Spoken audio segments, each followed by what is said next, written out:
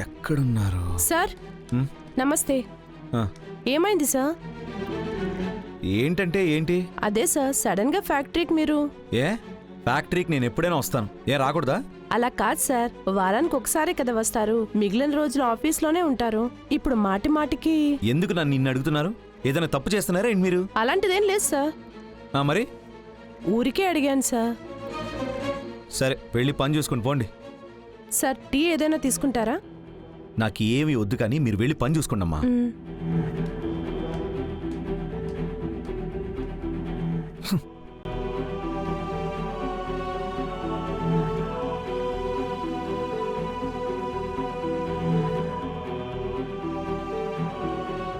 జయ అత్త ఇక్కడే పనిచేస్తుందని బంగారి చెప్పింది.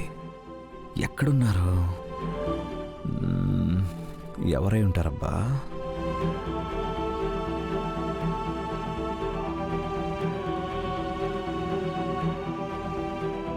సార్, వినోద్, ఇక్కడ కొత్తగా ఎవరైనా పనిలో జాయిన్ అయ్యారా? అవును సార్, చేరారు. మీరు ఎవరిని అడుగుతున్నారు? ఆవిడ రవి బాబు, మీరు వెళ్ళండి, నేను తర్వాత మాట్లాడతాను. సరే సార్. ఆంటీ. ఏంటి బాబు, ఏంటి వెతుకుతున్నారు?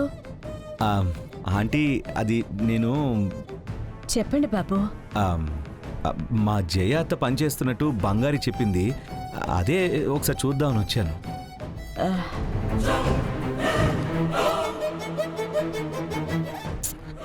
చిన్న వయసులో చూశాను. ఆవిడ మొహం కూడా సరిగ్గా గుర్తులేదు. ఇప్పుడు ఎలా ఉంటారో కూడా నాకు తెలియదంటీ. మీ దగ్గర దాయటానికి ఏముందంటే, మా కుటుంబమే ఆవిడ మీద కోపంగా ఉన్నారు. జాను అయితే ఆవిడ్ని క్షమించే ప్రసక్తే లేదంటుంది. నేను కూడా ఆవిడ్ని అంతగా యాక్సెప్ట్ చేయలేను అనుకోండి.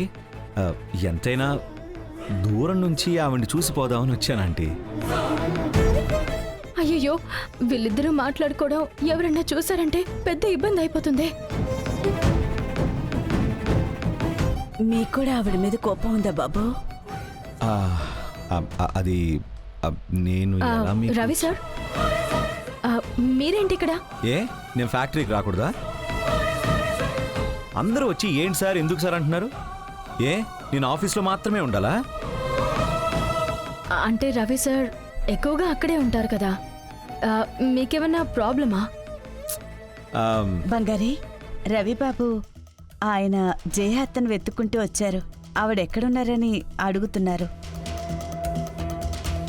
అవును, నువ్వు కూడా చెప్పావు కదా, ఎక్కడున్నారు, ఏ సెక్షన్లో వర్క్ చేస్తున్నారని తెలుసా? అది ఆవిడ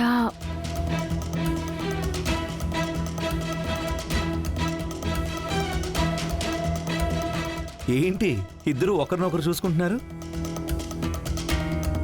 తెలిస్తే ఏదైనా ఇబ్బంది అవుతుందని ఆలోచిస్తున్నావా?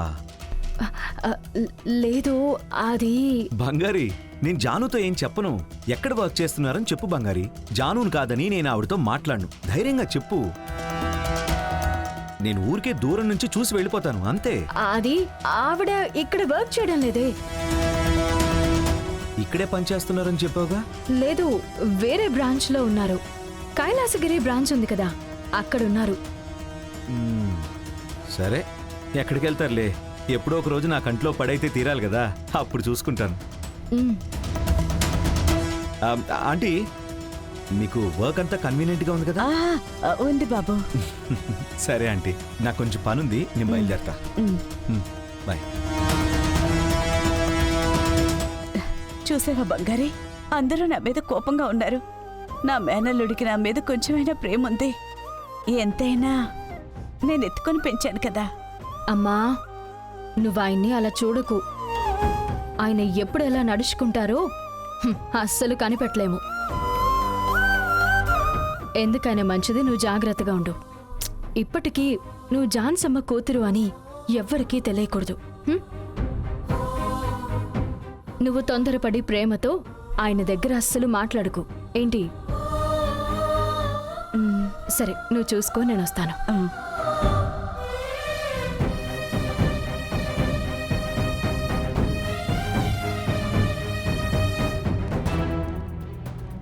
అన్నా, ఏంటి వర్షిని? ఫ్యాక్టరీకి వెళ్ళావా? వెళ్ళాను. అత్తని చూడ్డానికే కదా వెళ్ళావు?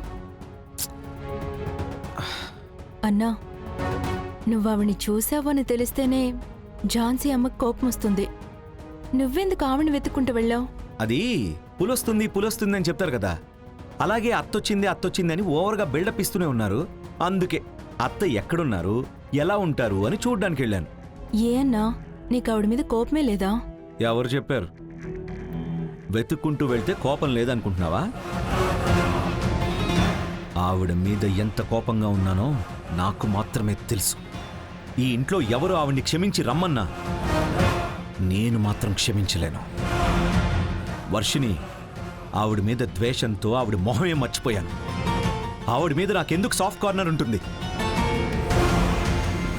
జానుని క్షమించినా నేను మాత్రం క్షమించను వర్షిని. మరెందుకు ఈ కోపం ముందే చూపించలేదు? చూపించుంటే ఆవిడ ఎక్కడుంది, ఎలా ఉంది అని బంగారి చెప్పుంటుందా? వెంటనే ఆవిడ్ని సేవ్ చేయాలని చూస్తుంది. అందుకనే నేను కొంచెం సాఫ్ట్గా డీల్ చేశా. హ, ఎక్కడికి పోతారు? ఏదో వేరే బ్రాంచ్లో పనిచేస్తుందని తెలిసింది. ఆవిడ ఎక్కడున్నారో అక్కడికి వెళ్ళి కలిసి పూర్తిగా ఊరు నుంచే తరిమేస్తాను.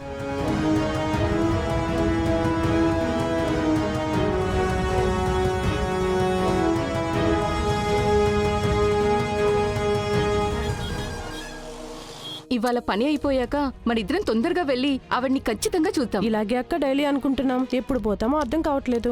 ఏ కవిత, కవిత, ఉమ్, ఏం చేస్తున్నారు? పనేగా చేస్తున్నాను. ఇదే నా పనిచేసే లక్షణం?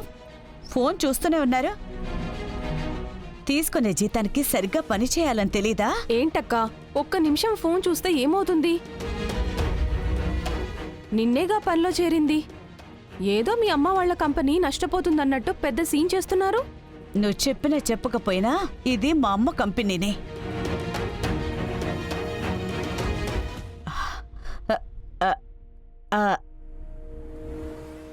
అది ఝాన్సీ అమ్మ అందరికీ అమ్మలాంటిదే కదా, అలాగే కదా ఆవిడ మనల్ని చూసుకుంటున్నారు.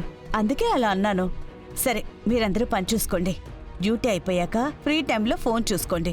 ఇలా కానీ టైం పాస్ చేస్తుంటే నీ జాబ్కే ఇబ్బంది అవుతుంది. చూసుకో. ఏదో మన కంపెనీని కాపాడేసేదానిలాగా మాట్లాడుతున్నావు. నేనిక్కడ సూపర్వైజర్, నేను మాట్లాడకూడదా? ఇలా ఎదిరించి మాట్లాడుతుంటే ఝాన్సీ అమ్మకి కంప్లైంట్ చేస్తాను. అయ్యయ్యో వద్దమ్మా, ఫోన్ కావాలంటే మీరే పెట్టుకోండి, నేను పని చేస్తాను. చూడటానికి సాఫ్ట్గా ఉందన్నావు, ఇంత రఫ్గా ఉంది. ఇంతకు ముందు నా సూపర్వైజరే పర్వాలేదు కదే.